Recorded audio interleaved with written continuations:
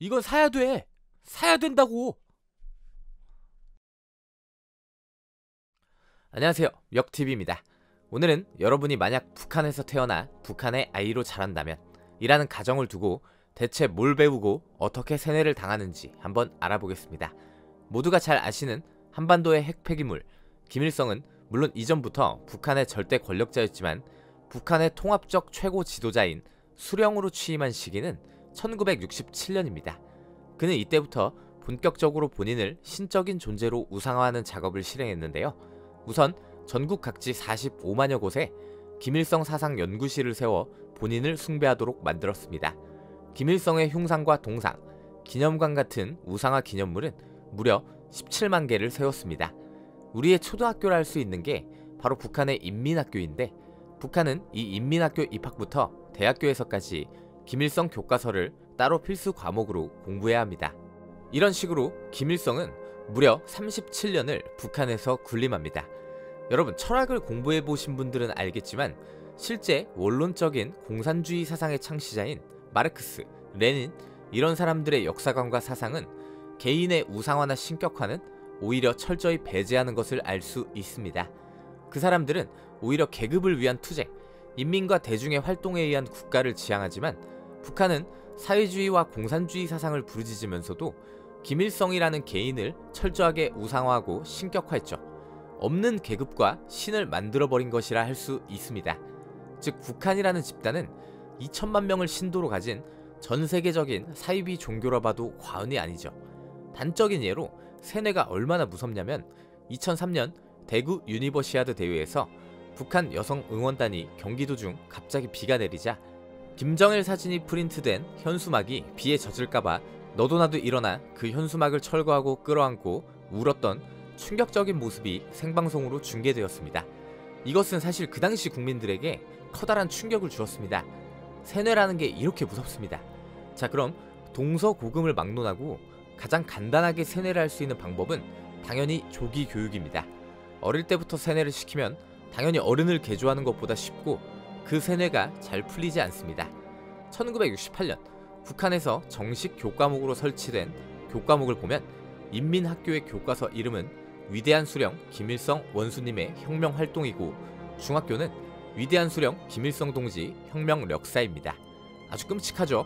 문제는 1970에서 1980년대에 김정일이 정식으로 당 활동을 통해 김일성의 후계자 구도로 자리잡게 되면서 그들이 말하는 위대하신 어버이 수령 김일성에 이어 김정일 역시 자라나는 아이들에게 조기교육으로 세뇌를 해야 할 필요성이 생기게 됩니다. 1986년에는 친애하는 지도자 김정일 동지의 어린 시절이라는 과목이 정규 과목으로 채택되었습니다. 이것을 북한의 모든 정규교육 과정에 있는 학생들이 4년간 152시간에 걸쳐 이수해야 했습니다. 간단하게 북한의 아이들이 교육받는 지금 제목이 조금 바뀐 위대한 수령 김일성 원수님의 혁명 역사의 목차를 한번 봅시다. 앞에 혁명의 위대한 수령 김일성 동지께서라는 문구를 무조건 집어넣기 때문에 각 목차가 무진장 깁니다. 토 나올 것 같네요.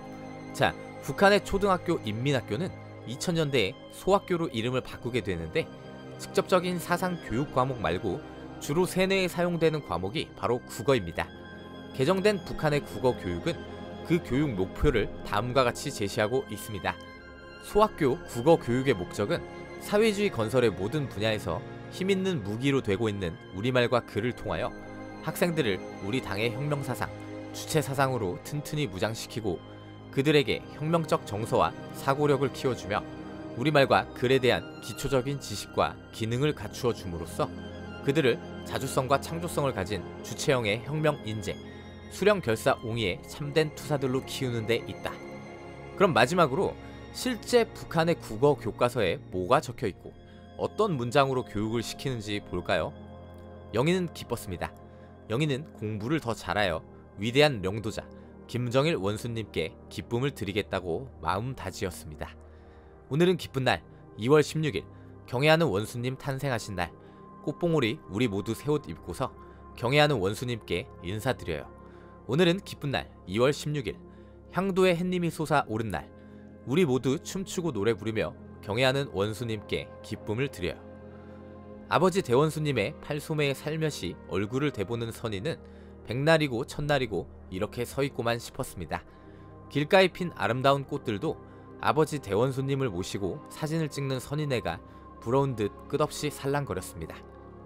국어교육의 목표와 방향성이 혁명적 정서와 사고력을 키우고 수령결사 옹이의 참된 투사를 만들기 위함이다 라고 명시하고 있는데 어떻죠? 정확히 일치된 교육을 하고 있죠. 인간이 생각이라는 걸 하게 되는 시기부터 이러한 세뇌 교육을 받으면 그 누군들 광신자가 되지 않고 배길 수 있겠습니까? 과연 통일이 된다고 하더라도 이러한 극단적 세뇌가 풀리려면 얼마나 많은 시간이 필요할까요? 자유와 자본주의가 뿌리박힌 이 대한민국에서도 김일성, 김정일을 위대한領導자로 숭배하는 사람들이 꽤 있을 정도인데 말이죠. 북한에서는 저러한 우상화 교육을 실시한 지가 벌써 60년째입니다. 한 명이 태어나 환갑에 이르는 엄청난 세월이죠. 우리도 잘 생각해봐야 할 문제입니다. 우리가 통일의 대상으로 삼고 있는 북한은 이렇게 60년 이상을 김일성 부자와 손자까지의 우상화 교육을 받은 그 사람들을 대상으로 통일을 준비하고 있는 것입니다.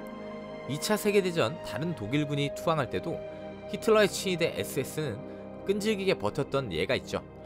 이러하기에 역사는 아이들의 교육이 정말 중요합니다.